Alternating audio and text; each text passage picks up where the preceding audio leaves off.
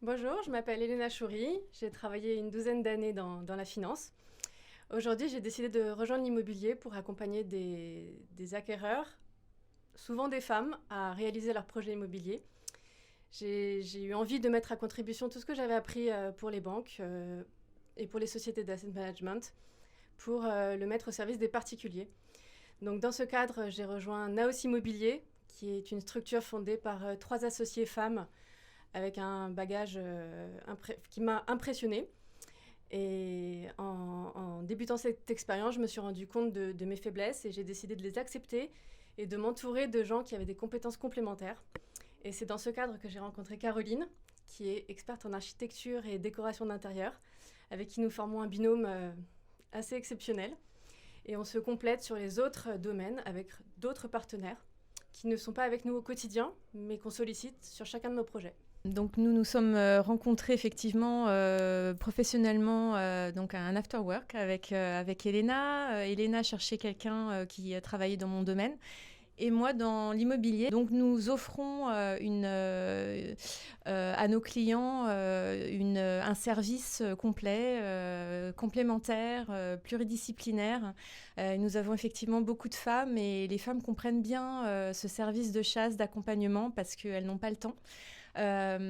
Et en plus, être accompagnées par des femmes, voilà, on se comprend bien et ça se passe bien. Moi, je pense que les femmes, je pense que les hommes, si on peut parler des hommes, sont plus attachés à des critères, à des caractéristiques. Et donc, ils s'en sortent très bien à trouver un appartement ou un projet parce qu'ils s'attachent à une caractéristique. Dès qu'ils la trouvent, ils sont contents. En revanche, une femme, elle a besoin de comparer, elle a besoin de tout savoir, de tout connaître avant de faire un choix. Elle a besoin vraiment de connaître pour un appartement, elle a besoin de connaître le quartier, les écoles, beaucoup plus de choses. C'est un environnement, c'est un tout. Et pareil, quand elle fait un investissement, elle veut connaître la plus-value à long terme, pas que dans les 2 années à venir, etc. Donc je pense que c'est hyper compliqué. Et si elle a le temps de se former, c'est très bien.